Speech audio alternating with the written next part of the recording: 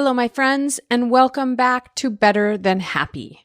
I am your coach, Jody Moore, and today we're talking about something really important, painful experiences that we've gone through in our past. Now, when we go through painful experiences, a couple things can happen. Those experiences can live within us and continue to create pain, or they can develop us into a stronger, wiser version of ourselves.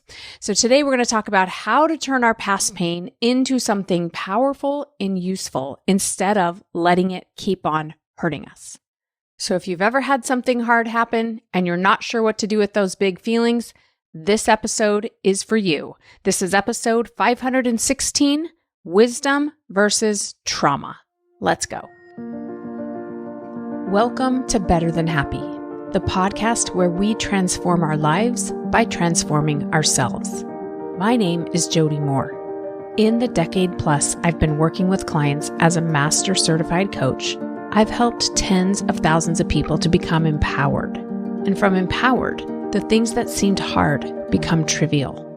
And the things that seemed impossible become available. And suddenly a whole new world of desire and possibility open up to you. And what do you do with that? Well, that's the question. What will you do? Let's find out. Sometimes listening to a podcast is enough, but sometimes you'll feel inspired to go deeper. If you hear things that speak to you in today's episode, consider it your invitation to a complimentary coaching workshop. On this live interactive Zoom call with me, you'll get a taste of the power of this work when applied in real life. You can participate or be a silent observer, but you have to take a step if you want to truly see change in your life.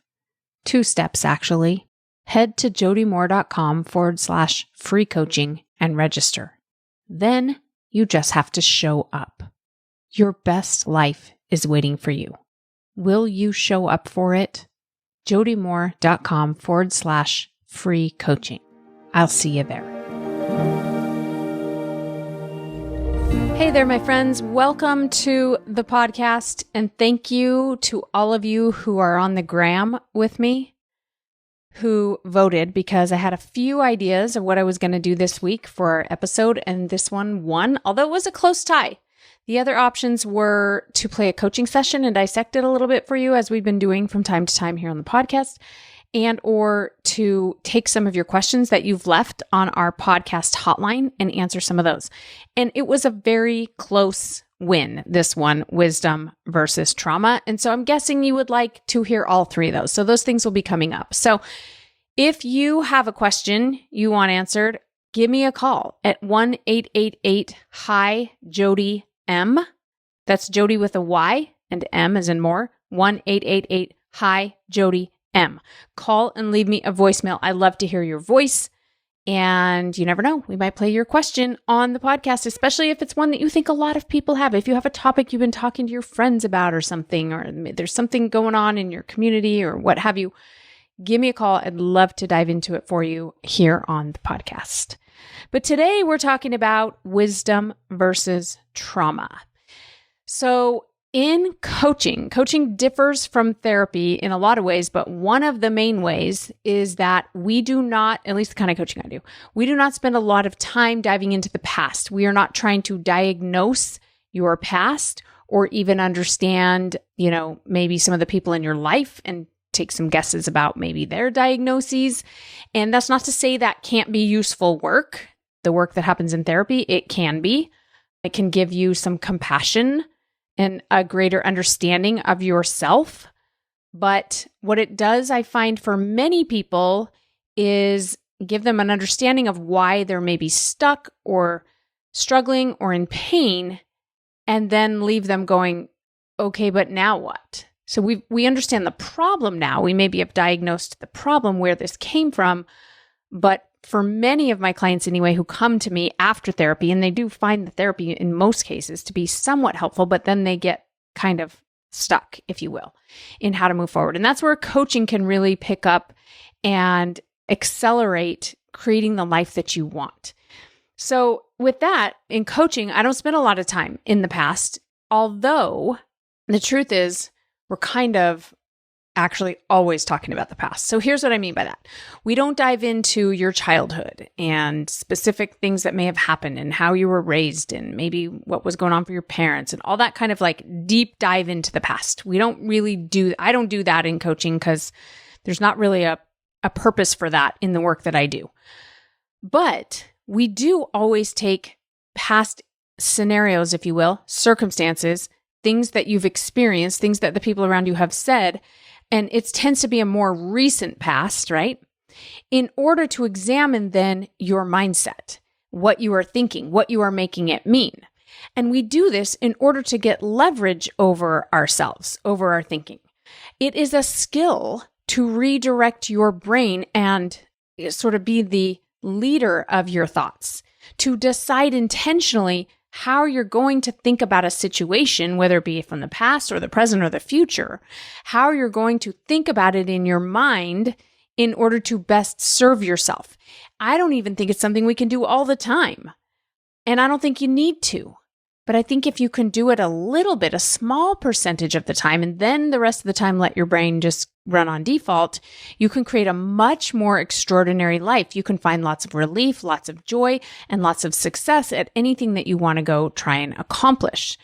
And so that's the work we're doing. But in order to do that, like I said, commonly it's, okay, I feel frustrated, or I feel overwhelmed, or I feel afraid, or I feel resentful, what have you. It begins with some kind of discontent usually, or sometimes it's noticing I'm not taking action in the way I want to, or I am taking action and have certain behaviors that are not serving me. I want to start or stop certain behaviors in order to create what I want in my life, right? But then we'll go to, okay, when was the last time you did that thing you don't want to be doing? Or when was the last time you were supposed to do the thing you wanted to do, like go for the walk, work on your business, etc., and you didn't do it? What were you thinking? So in that realm, we are actually always talking about something that happened in the past, right? But again, not your way back past, your recent past, in order to understand your current thinking patterns and then choose what would serve you best in the future. Okay, so that's just kind of like, I want to get clear about that because I am going to dive in today to talking a little bit more about your past, which is not something I do typically, but the reason why is because I was really inspired by a quote I heard recently from Dr. Joe Dispenza. And of course, I was on a walk when I heard the quote, and so I didn't stop and write it down. And so I hope that I'm getting it right. This is as close as I can recall it. But what he essentially said was, a past experience, and I should say a painful past, this is true with any past experience, but let's just keep it about painful past experiences, okay? A painful past experience without the emotional charge becomes wisdom. And when he said that, it really landed for me. And I realized that is the work I've been doing with clients for 11 years now, is helping to turn the dial down on the emotional charge. It doesn't mean that we lose the wisdom. It doesn't mean that we pretend it didn't happen. It doesn't even mean that we want to think positively about what happened. What we simply want to do is turn the emotions down in order to turn that challenging experience into wisdom. Now, the alternative to this is to leave it as what is commonly known in the world today as trauma. Okay, so I'm going to give you the definition I like for trauma, which is what I think of when I hear the word trauma, is an experience that rewires the brain. Now, that's a pretty broad definition, but I like it because I do think that it is a pretty good descriptor. And so trauma can happen in major ways, right? We can go through a really difficult, acutely painful situation. We can experience something like that that's extremely emotional, extremely challenging, and your brain, as you go through that experience, will start to rewire itself. This is called neuroplasticity. We all have it. Our brains are neuroplastic, meaning our brains are changing constantly based on experiences we're having and the emotions that we're experiencing as we go through it. So if I experience something very challenging ongoing, my brain starts rewiring itself to try to protect me. It starts believing that certain situations and scenarios are dangerous certain people are dangerous.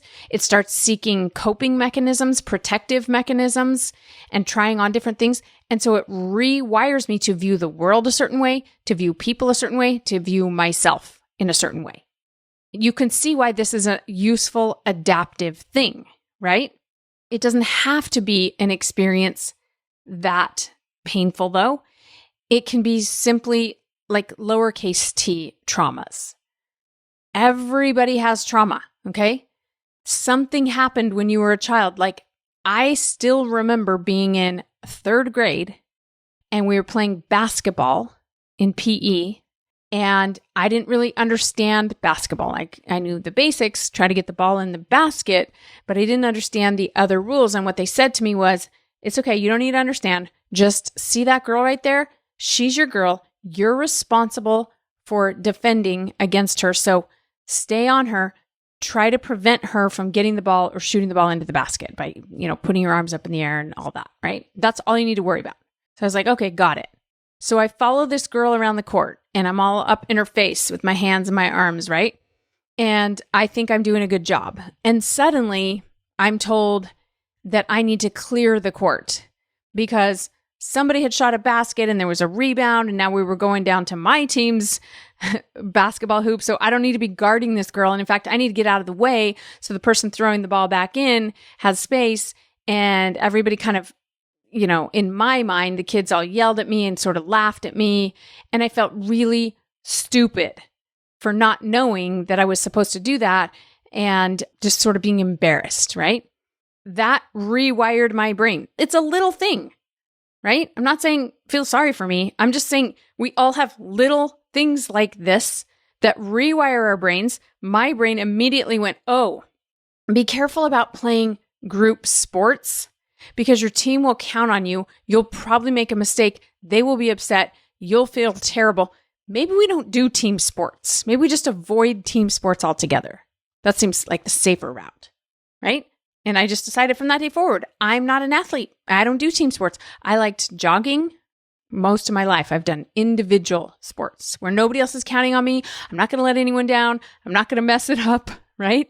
It's just me counting on me. And okay, that's fine. Maybe that's too bad. Maybe it's not a big deal. My point is that my brain rewired itself based on that one experience. And I guarantee probably right now you're thinking of many, many experiences like this. Some may be bigger, more capital T trauma, some smaller little interactions at which your brain went, oh, the world works like this and people are like that. Okay? Now, again, this is an adaptive, protective mechanism that our brains have. So it is not a bad thing, but I want you to have some understanding and some leverage over your brain because we are so driven by the way our brains have rewired to these past experiences that most of us don't even realize it. It becomes ultimately our personalities.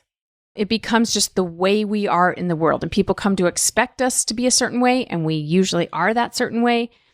And certain experiences, my daughter and I were just talking about this in the car the other day about how powerful music has been in both of our lives and how each of us said this, that we could hear certain songs and immediately be taken back to the feelings that we had either at a certain time in our lives or associated with a certain experience. But that music, for some reason, like imprints it on my soul.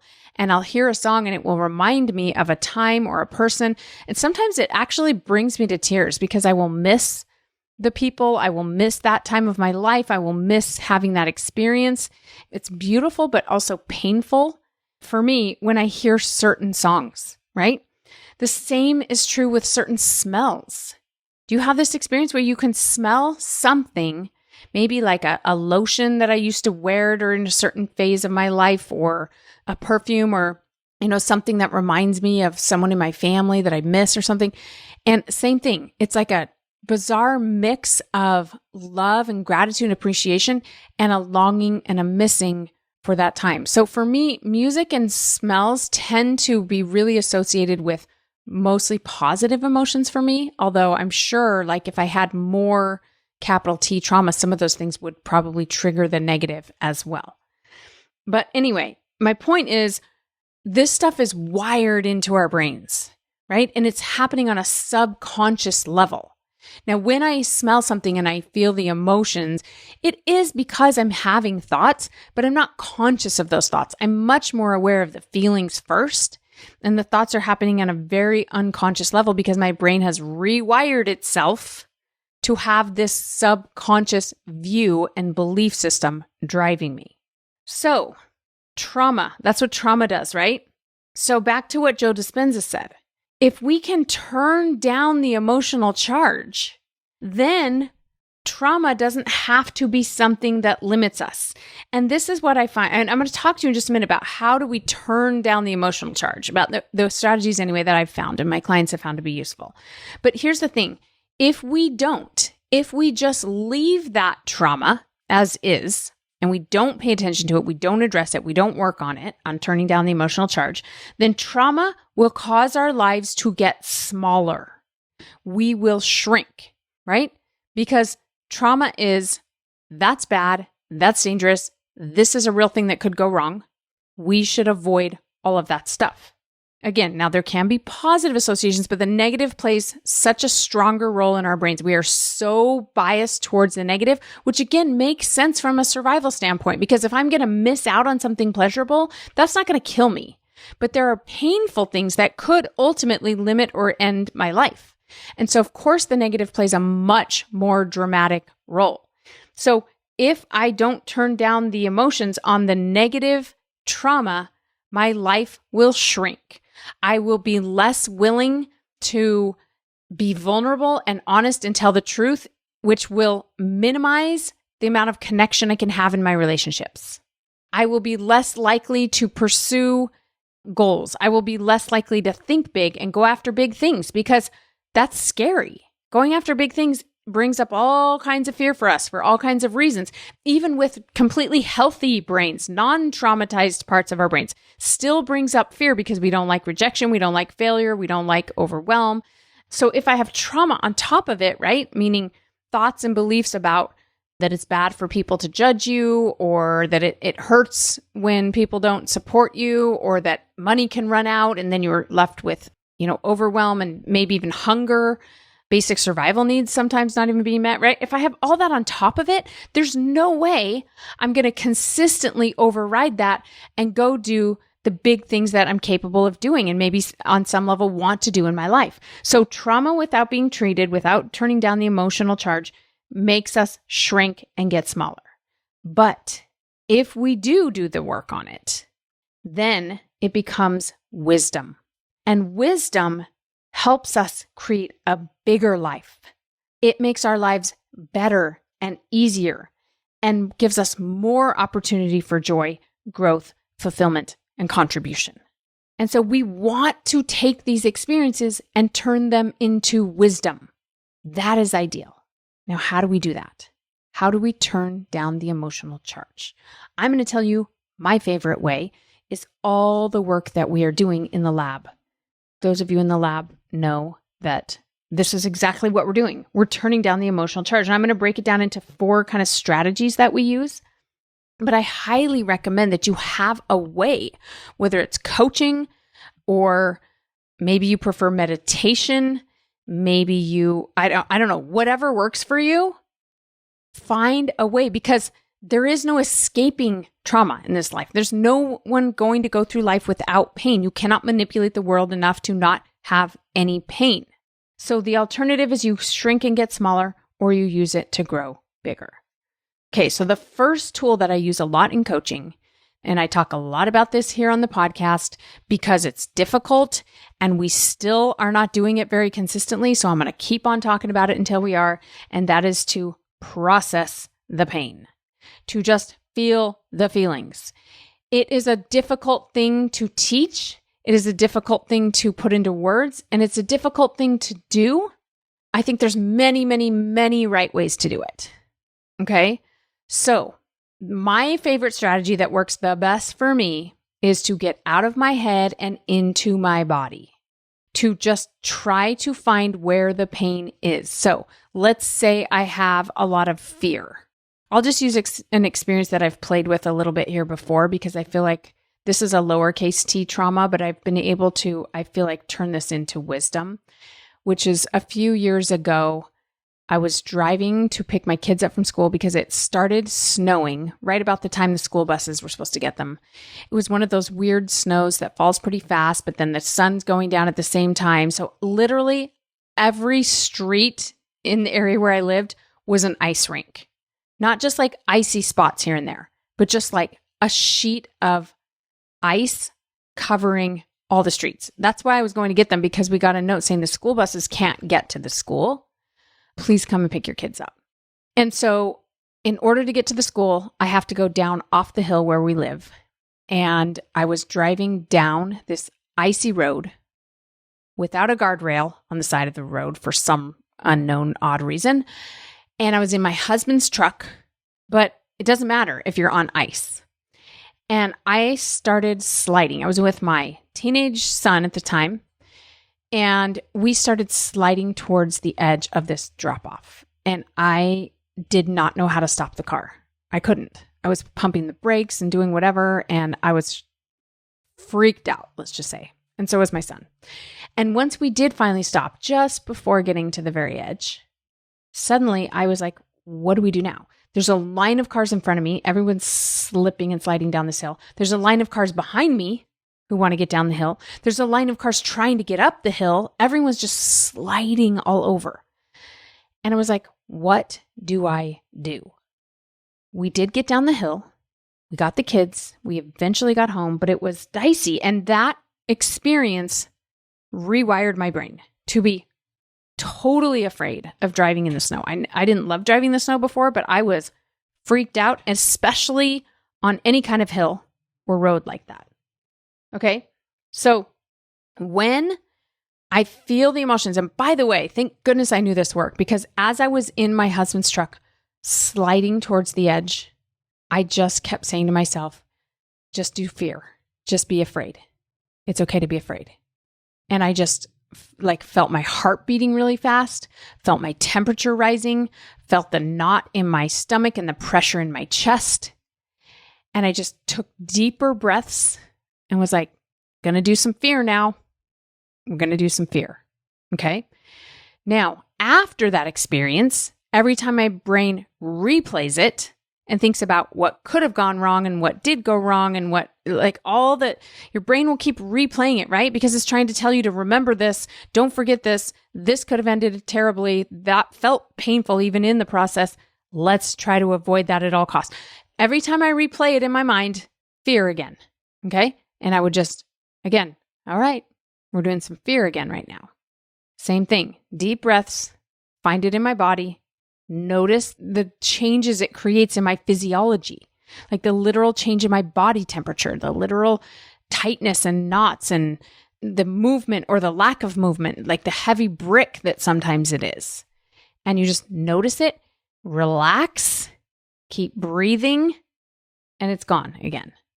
Until the movie starts in your head again, and then it comes back. Okay. So that for me has been really powerful work in just processing and allowing fear. Now, when I say to process pain and allow pain, I don't mean run away in your head with thoughts and create more drama to the story.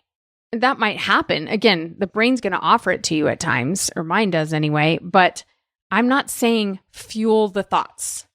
I'm not saying you even need to talk about it at length. I'm not saying go Google and research stuff, because before you know it, the internet's going to start showing you all kinds of horror stories about what could go wrong. And you start telling your friend about this near accident, and they're going to go, oh, you know what happened to my cousin?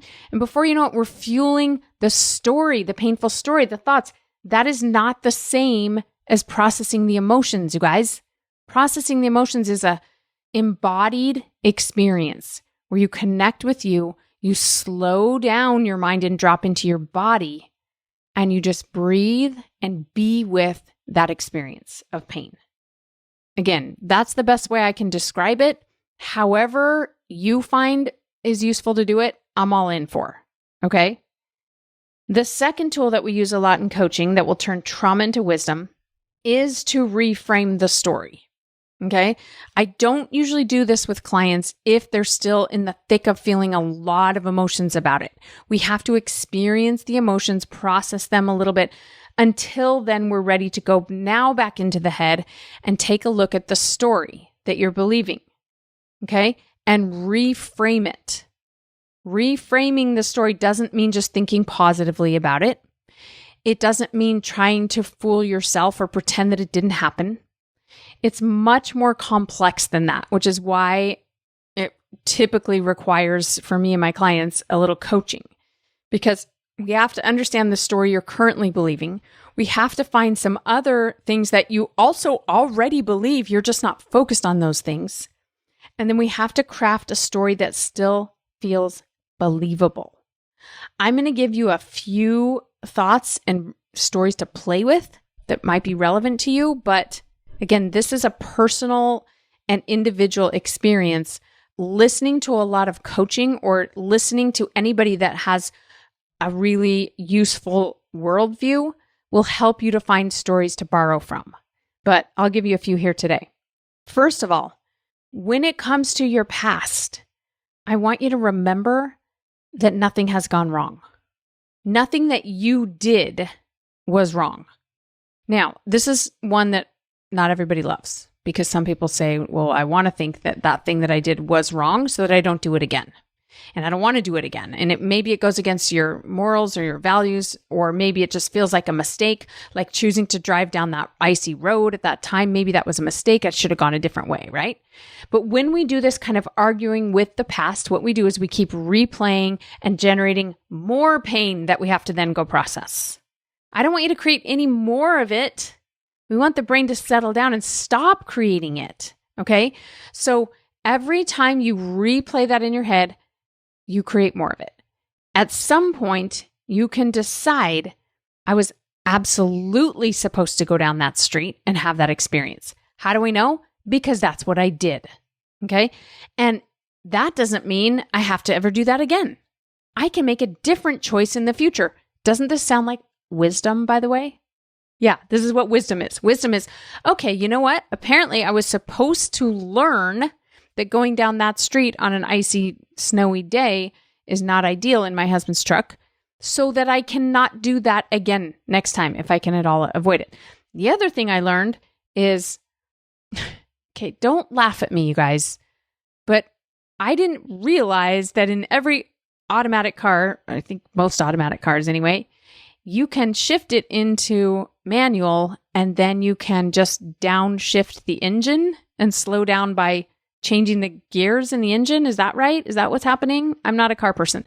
Anyway, instead of having to use the brakes, so that if it's icy, the engine slows you down and you're not stepping on the brakes, causing more slide. Why did I not know this? I don't know. I'm sure my dad or somebody taught me this at some point, or driver's ed when I was 16, but I have zero recollection of that. And all of a sudden I learned at age, this was a few years ago, so maybe like 46, how to drive on icy roads. I thought I knew that. I didn't. But I turned that into wisdom instead of just leaving it as trauma. Okay? So this is my point. You reframe the story of your past by deciding, oh wait, nothing's gone wrong. I had to have that experience in order to then learn how to drive on icy roads, because guess what? Even though I moved to California to try to get away from it, there will be times when I'm driving on icy roads again. I'm pretty sure of it. But now I know. So it's not that I shouldn't have gone that way, that I shouldn't have had that. No, I was absolutely supposed to have that experience, even if it was just to learn what I learned. Like I said, my teenage son was in the car with me, and I watched him, do his best to support me and to encourage me and to be there with me. And so maybe that was like a bonding moment that we needed to have together. Who knows? My point is, when we argue with the past, we lose because we don't have a time machine. And it will just keep that traumatic experience creating more suffering for you. We don't want to do that, okay? So nothing's gone wrong. Now we can let go of replaying the past. For some of you, the trauma is not a decision you made, but it is mistreatment that you experienced at the hand of someone else, okay? And so in that situation, I want you to explore if there's any part of your brain, because this is common with people who have been victimized like this, I noticed, is that they believe on some level that there must be something wrong with them now, that they are damaged for some reason, or that maybe the reason that happened to them is because there was something wrong with them to begin with. And this is just the brain's way of trying to wrestle with finding meaning. Why did that happen? Why me? Why have I had this experience? It must be because there's something wrong with me, or there's something wrong with me now because of what I've been through. And I just want to offer to you that a possible reframe you can try on is that that was never about you in the first place, and it doesn't have to define you today. And this is something my teacher, Brooke Castillo, used to say. She said, I just take all of the ick and give it right back to the perpetrator. I just give it right back to them in my mind, right? Like it was never about me, and it's still not about me.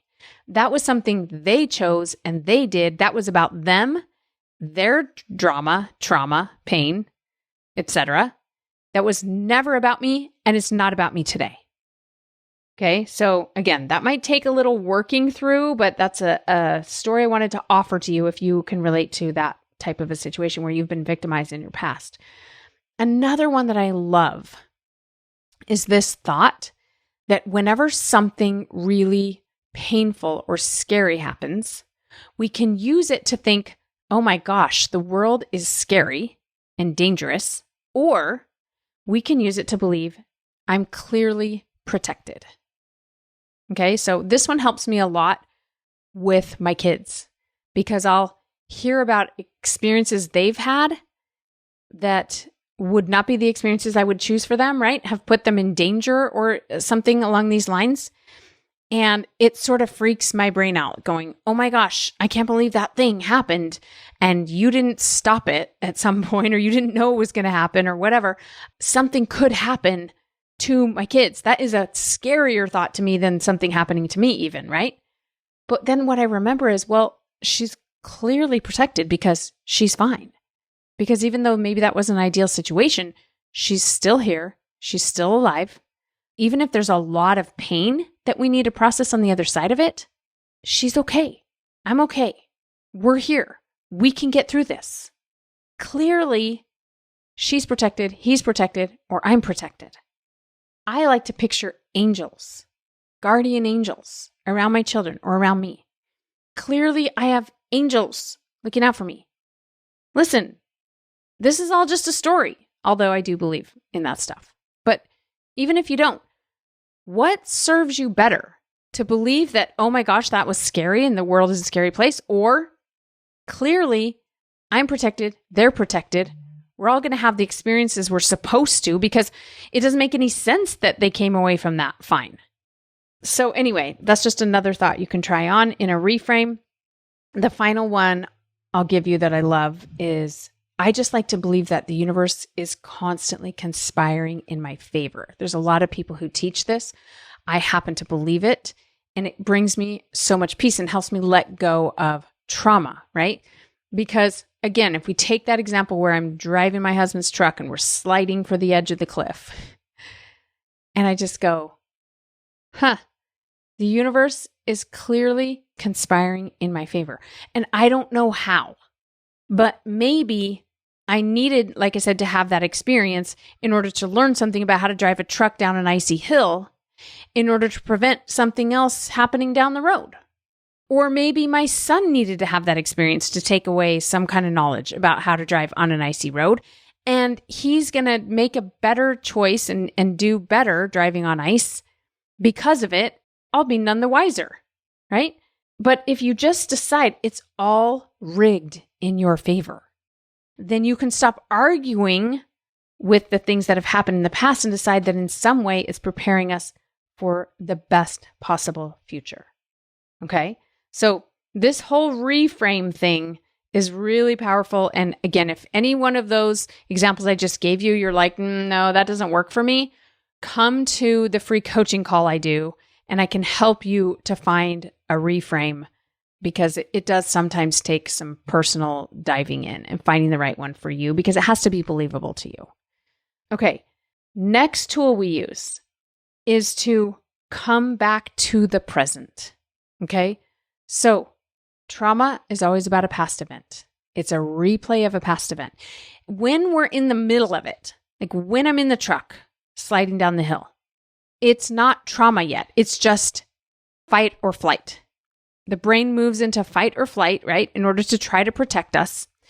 We're out of homeostasis. We're out of our natural rhythm, and we're into a high adrenaline, high cortisol situation, which gives us the best chance at getting through it. But afterwards, as we replay it in our minds, we are no longer in fight or flight. We are just in what I call post-suffering. Okay? So maybe when it was happening, I was afraid, or whatever it was that happened. Maybe you were in pain, etc. You had physical, emotional pain, etc., overwhelm. But now it's not even happening. And I'm just replaying it in my head. So I am suffering again after the initial suffering I already had, as though that post-suffering is going to serve now as pre-suffering in case there's suffering down the road. The brain thinks this might prevent it. But pre-suffering and post-suffering don't prevent suffering. They just create even more. You see what I'm saying here? So coming back to the present is a really good way to get out of that post-suffering, right? So for me, it sounds like I'm just sitting in my office right now. I'm just talking into a microphone. I can see a tree moving in the wind outside my window. I see sunshine. I smell fresh air. Everything is fine. I'm safe right now. As far as I know, everyone I love is safe and fine right now. All is well right now. I can feel like get in your body and feel things like, can you feel your clothes on your body? Can you feel certain parts of your body? Can you feel your fingers? Can you feel your belly button? Can you smell anything? Can you hear any sounds that you've been blocking out, like the sound of a fan or something driving by, or, right? What sounds have you blocked out? This is how you come back to the present, because you are probably safe in the present, right? If you're not safe, you're in fight or flight, as you need to be. Most of the time, we are safe in the present. And that can get you out of that post-suffering. And then the final tool, and by the way, you don't have to use all of these tools, I'm just giving you lots of options, is to redirect to your future. To stop replaying the past, stop thinking about the past, start thinking about what you want in the future. This is one I've used a lot when I'm coaching people through divorce, for example, or some other event. And by event, it might be like something that took place over a long period of time, right? But as we keep replaying what went wrong in the past, it prevents us from thinking intentionally about what we want in the future. And so again, you have to process pain and all of that, but at some point it might be helpful to redirect to the future, okay? What do I want for my future? What do I want to create down the road? What do I want my life to be like? What kind of mother do I want to be? What kind of wife do I want to be? What kind of business owner do I want to be? Whatever the trauma is about, right? Ask yourself, but who do I want to be in the future? Because if you don't ask yourself that and then answer it intentionally, you will bring a lot of that trauma into what you're creating in the future. And again, play small or shrink or minimize what you actually want. But if you know that you're allowed to just decide what your future is going to be. I was just coaching a woman this morning who's pregnant, and she's trying to decide if she wants to have this baby without an epidural. She's had other babies with epidurals. She's thinking, going to be her last one. She kind of wants to do without an epidural, but her brain is wrestling with, is that a wise choice or not? Because she's pretty wise and knows it will be painful, right? As we talk about this, and she's telling me about the research she's done, what her doctor says, what her friends have said, what her mother has said, right? All these people who have experience or for whatever reason have an opinion to give her. And there's nothing wrong with that. But I was like, you know enough now. You don't need to research or ask anybody else. And what her brain is doing is trying to guess what will happen. What if this happens? What if that happens? And it like we're trying to predict what will happen if we go have that baby without any drugs, right? And what I said to her is like, let's stop predicting and let's just decide. Let's decide what your experience is going to be. Now, people, when I say this to them, they're like, well, that's just made up, right? What do you mean? We don't get to just decide. I'm like, no, you do get to decide today what you're going to think. And we might be wrong. But even if we try to predict it, odds are we're still going to be wrong. Like the odds of you being wrong when you intentionally decide it and you craft a story in your mind are not any greater than when you're just trying to predict it based on what you read on the internet and all your friends said and your spouse's opinion. The odds of getting it wrong are the same. And in fact, the truth is we are most likely to create a version of what we're thinking and believing. So if I think and believe this is going to be terrible and hard, I'm most likely to get that versus this is going to be beautiful. And it is going to be hard, but that's what makes it so amazing. That's kind of why she wants to do it, right? That's what makes it so cool and phenomenal, is because it will be challenging and it will be painful and it will be big. So I told her, let's just create the story you want of what that's going to be like in your future. And even if you've had a rough experience in the past and a lot of pain in the past, doesn't mean you have to take that with you into your future. You can take the wisdom, right? Note to self, shift into manual transmission when you're on an icy road. Okay, I can take that wisdom and leave behind me the fear and the panic. And it comes over time. For me, anyway, in many cases, it's not something that I can do immediately. Although sometimes I do have clients in a coaching session who make a pretty significant shift immediately. But my point is, it's okay if it takes you some time. Okay? This is how you turn past painful experiences into wisdom rather than leave them emotionally charged with trauma. Thanks so much for joining me today, everybody. I will be doing, like I said, future episodes, as I mentioned. And if you have a request for a topic you'd like to hear on the podcast, I'm always ears for that too. Just go ahead and give me a call, 1-888-HI-JODIM, and I will see you next time. Take care. Oh, wow, look at that. You made it to the end. Your time and attention is valuable, and I don't take it lightly that you made it this far. In fact, it tells me you might be like me, insatiably curious about people and life and potential and connection. Maybe you have big dreams, but a small budget and no time. You're tired, but bored. You're content, but dissatisfied. Sound familiar? Come to a free coaching call and see for yourself what's possible. jodymoore.com/free coaching to register. That's jodymoore.com/free coaching.